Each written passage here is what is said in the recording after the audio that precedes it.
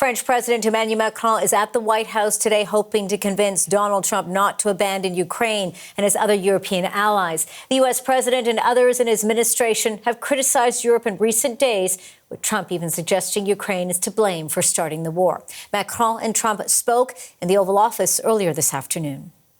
My function is to get you out of the war, get them out of the war, let them live. It's a bloody war. It's a horrible war. Thousands of people are being killed a week. That Europe is willing to step up, to be a stronger partner, to do more in defense and security for its continent, and as well to be a reliable partner. Trump said today the war in Ukraine could be over in a matter of weeks, but so far the U.S. has cut European countries, including Ukraine, out of peace talks and dealt directly with Russia. Leaders in Europe are worried Trump could make a bad deal that favors Vladimir Putin.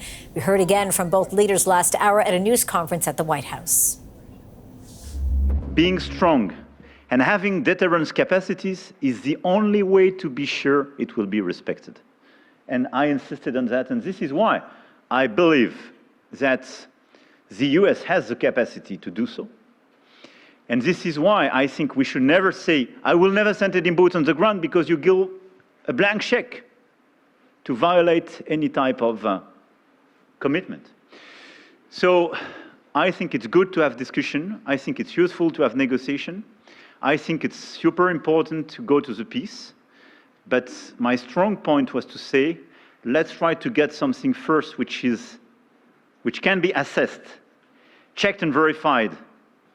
And let's be sure that we build sufficient guarantees on the short run. And this is where we are ready to be engaged. To the benefit of Russia to make a deal. And I feel that we'll do that.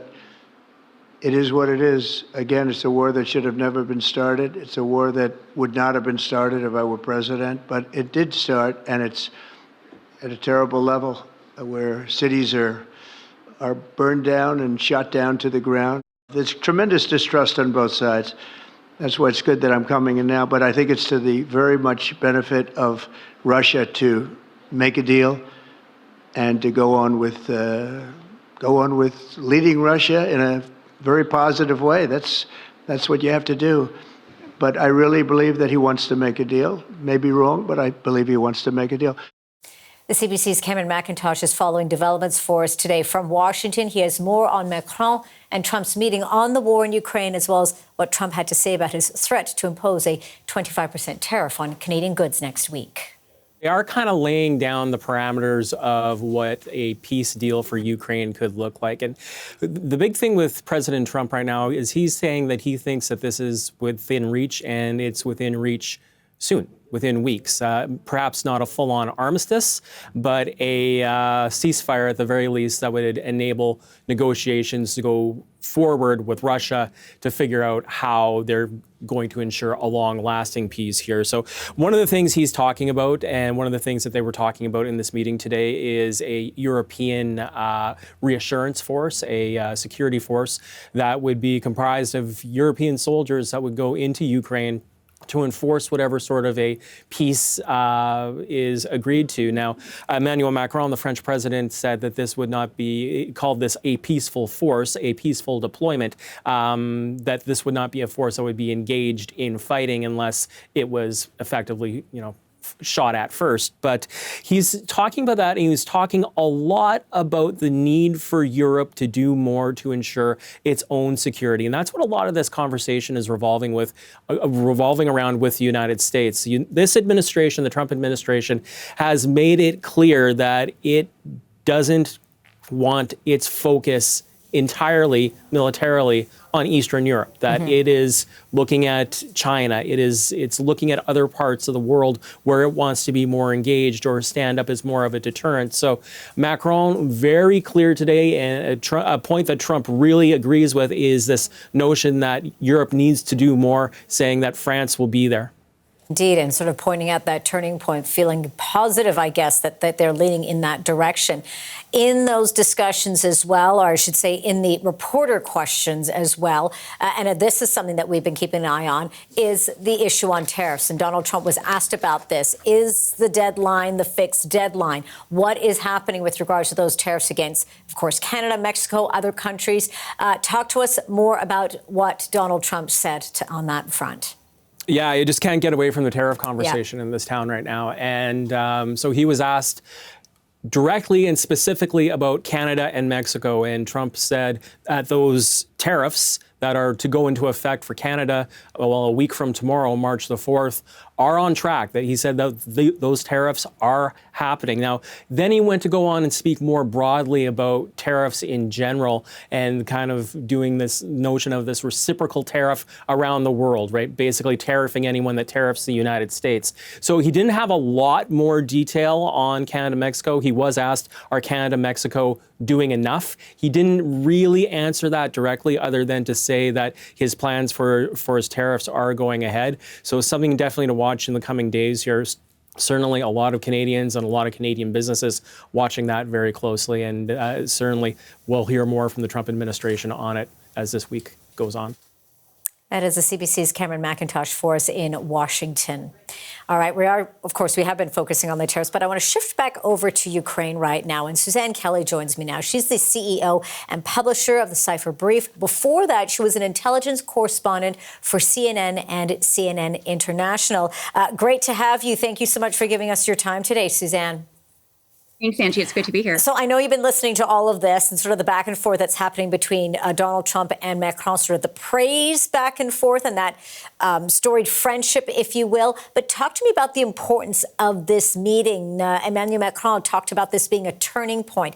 Is it a turning point in being able to achieve that peace deal, that solid peace deal they talk about between Russia and Ukraine, with, of course, the United States playing a pivotal role?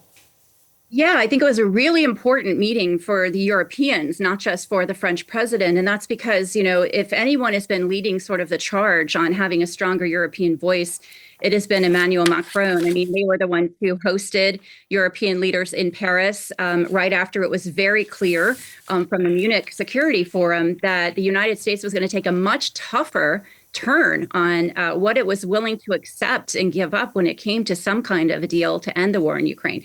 So I think just the fact that he was there at the White House, the cordialness that you saw between both gentlemen, you definitely saw some signs of strength, though, from the French president in correcting the U.S. president at one point over where Europe stands on this issue, and about how you saw sort of some of the beginnings of how the U.S. president, is thinking about making a deal. But you're also starting to see a Europe that I think is already realizing it has to take a stronger approach and use stronger language, particularly also with this U.S. president, because that's something he respects. What about the relationship that that Donald Trump has with Vladimir Putin and sort of that push, he says, to have closer ties with the Russian president? Well, that's the thing that's giving a whole lot of people heartburn. Yeah. The folks that we publish and talk to regularly at the Cipher Brief are all former senior leaders at the CIA.